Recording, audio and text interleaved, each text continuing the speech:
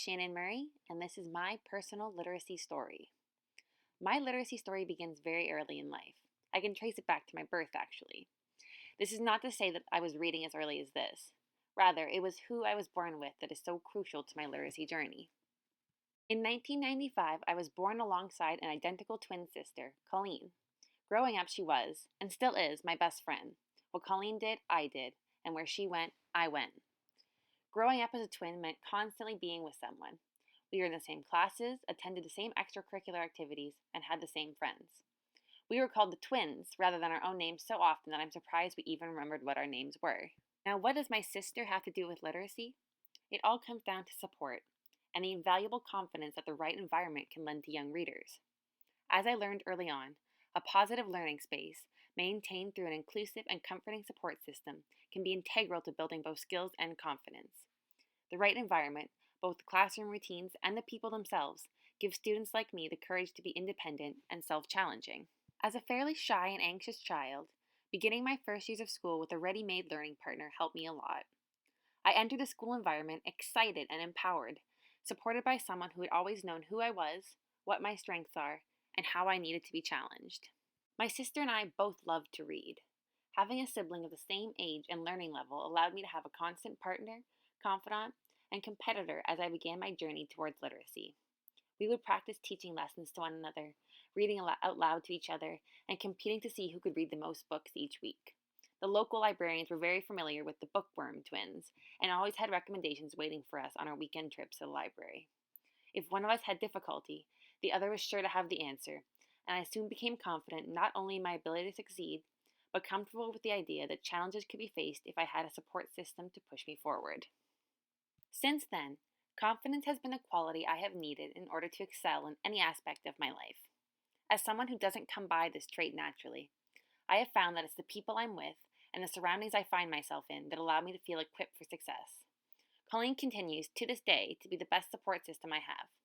Having someone understand me completely has always placed me at ease. But as I progressed through school, I relied less on the support offered by my twin and more on my school environment to instill a similar feeling of trust, confidence, and support.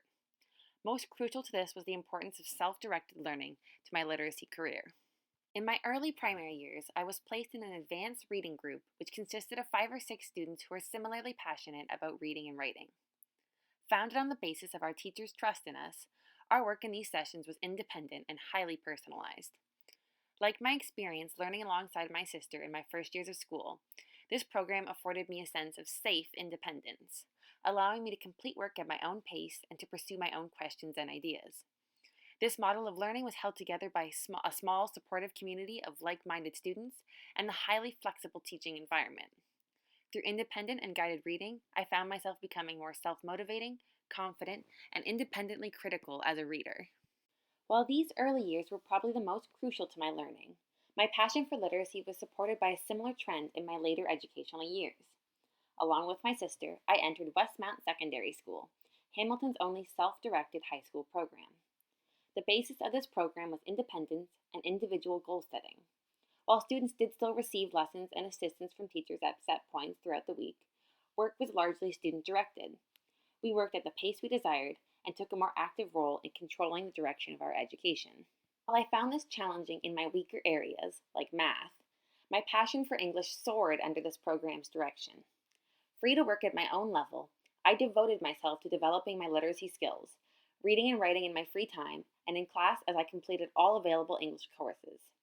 This environment, much like my years with Colleen in the advanced reading group, gave me a support system that was strong, consistent, but also uniquely challenging and independent. Engagement was high, and differentiated learning was quite literally embedded into the foundations of the program. Students could take the approaches, tools, and time they needed to face the tasks that were set. Even if I am shy or reluctant in other aspects of my life, I know that I will always feel comfortable in a literature classroom. The early exposure to practices of inclusivity, self-directed learning, and differentiated instruction afforded to me on my literacy journey is something that will always stick with me. Most recently, I have tried to carry these practices with me into my role as an instructor. As a teaching assistant at McMaster University, I emphasize to my students my role as a support system and a safety net, recognizing that not all students had these same empowering experiences throughout their literacy journey. Creating a rudimentary differentiated teaching style within tutorials, I challenged students to pursue the type of class participation which made them feel most confident and rewarded, giving them the choice between the freedom and independence which I crave in my own literacy studies, or the more directed help that was always there for me when I faltered.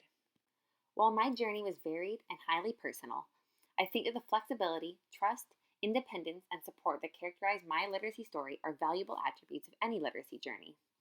I attribute my success in early literacy to the people and environments that allowed me to feel safe and challenged as I learned, giving me the freedom to pursue the work that engaged me, while I knew that support was always by my side if needed. These conditions are the basis of an engaging and inclusive learning environment, which I hope to construct in my future classrooms as I help students enter their own personal literacy journey.